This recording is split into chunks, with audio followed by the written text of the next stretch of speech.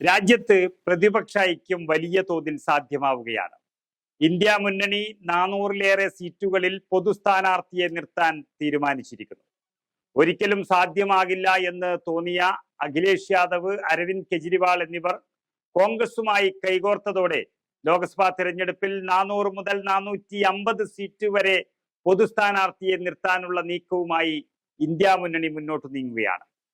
NCP, Shiv Sena, RJD, JMM, RLD, അതുപോലെ communist പാർട്ടികൾ തുടങ്ങിയ പ്രമുഖ പ്രാദേശിക പാർട്ടികളെല്ലാം കോൺഗ്രസിന്റെ നേതൃത്വത്തിൽ ഇന്ത്യ മുന്നണിയായി നിൽക്കാമെന്ന് തീരുമാനത്തിലെത്തുകയും ഇതിനെല്ലാം വളരെ അനുകൂലമായി പ്രതികരിച്ച കോൺഗ്രസ് പരമാവധി വിട്ടുവീഴ്ചയ്ക്ക് തയ്യാറാവുകയും ചെയ്തതോടെ SP-യും അതുപോലെ 2 സംസ്ഥാനങ്ങൾ ഭരിക്കുന്ന AAP-യും എല്ലാം മറന്നുകൊണ്ട് ഒപ്പം ചേർന്നതും ഇന്ത്യ മുന്നണി NDA മുന്നണിയെക്കാളും ഒരു പടി മുന്നിൽ എന്ന് തന്നെ പറയേണ്ടി വരും.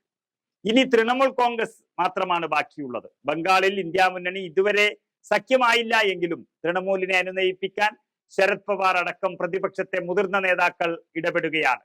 അതിനും താമസിയാതെ തീരുമാനം ആവുമെന്ന് ഉറപ്പിക്കുന്നു. ഇത് അവസാനത്തെ തെരഞ്ഞെടുപ്പാണെന്നും ഇതിൽ മോദി ഭരണത്തെ ഇല്ലാതാക്കിയില്ല എങ്കിൽ നമ്മൾ തീർന്നു പോകും എന്നുറപ്പിച്ചതോടെയാണ് ഇന്ത്യ സഖ്യത്തിലെ എല്ലാവരും പരമാവധി വിട്ടുവീഴ്ച ചെയ്തത്. അതോടെ പൊതുസ്ഥാനാർത്ഥി എന്ന ഏറ്റവും അനുകൂലമായ യാഥാർത്ഥ്യത്തിലേക്ക് കടന്നിരിക്കുകയാണ് മുന്നണി. എന്നാൽ നിലവിലെ രാഷ്ട്രീയ സാഹചര്യത്തിൽ കേരളം, പഞ്ചാബ്, ബംഗാൾ, ജമ്മു കാശ്മീർ എന്നിവ ഒഴികെയുള്ള സംസ്ഥാനങ്ങളിൽ പൊതുസ്ഥാനാർത്ഥിയെ നിർത്താൻ ധാരണയായി കഴിഞ്ഞു. കേരളത്തിലെ കോൺഗ്രസും CPM-ഉം അതുപോലെ പഞ്ചാബിലെ കോൺഗ്രസും AAP-യും ഒരിക്കലും ഒത്തുപോകാൻ കഴിയാത്തവരാണ്. അങ്ങനെ പോയാൽ അത് BJP-ക്ക് തന്നെ ഗുണം ചെയ്യും. അതുകൊണ്ട് അവിടെ ഇന്ത്യ മുന്നണിക്ക് പ്രസക്തിയില്ല. ജയിക്കുന്നവർ എങ്ങനെയും ഇന്ത്യ സഖ്യത്തിലായിരിക്കും എന്നുറപ്പാണ്. എന്നാൽ ബംഗാളിലും ജമ്മു കാശ്മീരിലും ചർച്ചകൾ തുടരുമെന്നും രമ്യമായി പരിഹാരം കാണുമെന്നും കോൺഗ്രസ് വൃത്തങ്ങൾ പറയുന്നു.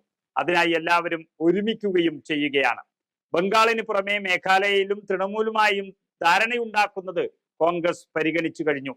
NDA-യും ഇന്ത്യ മുന്നണിയും നേർക്കുനേർ പോരാടുന്ന സംസ്ഥാനങ്ങൾ, അതായത് ഹരിയാന, ഗുജറാത്ത്, അസം, കർണാടക, മധ്യപ്രദേശ്, ഛത്തീസ്ഗഡ്, മഹാരാഷ്ട്ര, ബീഹാർ, രാജസ്ഥാൻ, ഡൽഹി, ഉത്തരാഖണ്ഡ്, ഹിമാചൽ, അതുപോലെ ജാർഖണ്ഡ്, ഗോവ എന്നിവിടങ്ങളിലെല്ലാം ചേർന്ന് ആകെയുള്ളത് 263 സീറ്റുകളാണ്. അവിടെ പൊതുസമ്മതനെ സ്ഥാനാർത്ഥികൾ ആക്കി വരികയാണ്. എല്ലായിടത്തും കോൺഗ്രസ് മത്സരിക്കുന്ന സ്ഥലങ്ങളായതിനാൽ പാർട്ടി തന്നെയായിരിക്കും പരമാവധി വിട്ടുവീഴ്ച ചെയ്തിരിക്കുന്നത്.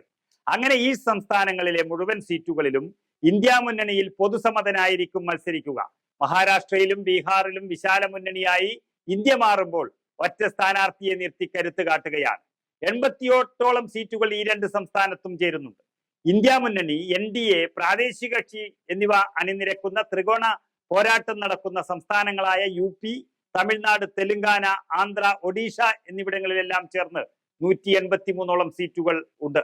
ഇതിൽ ഇന്ത്യ മുന്നണി വന്നതിന് ശേഷമുള്ള ഒരു സാഹചര്യം അവർക്ക് അനുകൂലമാണ്. UP-യിലെ മാറ്റമെല്ലാം ഈ രാജ്യം തന്നെ ഉറ്റുനോക്കുകയാണ്. BJP-യും കോൺഗ്രസും നേരിട്ട് ഏറ്റുമുട്ടുന്ന ഇടങ്ങളിലും അതിശക്തമായ മത്സരം കാഴ്ചവെക്കാൻ മറ്റുള്ളവർ പിന്തുണയ്ക്കുകയാണ്. ഏതായാലും ഇന്ത്യ മുന്നണി എല്ലാം മറന്ന് ഒറ്റക്കെട്ടായതോടെ ശക്തി പ്രാപിക്കുകയാണിപ്പോൾ. ഒരു മുന്നണി, ഒരു മനസ്സ് എന്ന് തെളിയുന്നതാണ് ഒരൊറ്റ സ്ഥാനാർത്ഥിയായി 450 പേർ വരുന്നത്. ഇതുപോരെ ഐക്യകാഹളം മുഴക്കാൻ എന്നാണ് രാഷ്ട്രീയ വിദഗ്ധർ ചോദിക്കുന്നത്.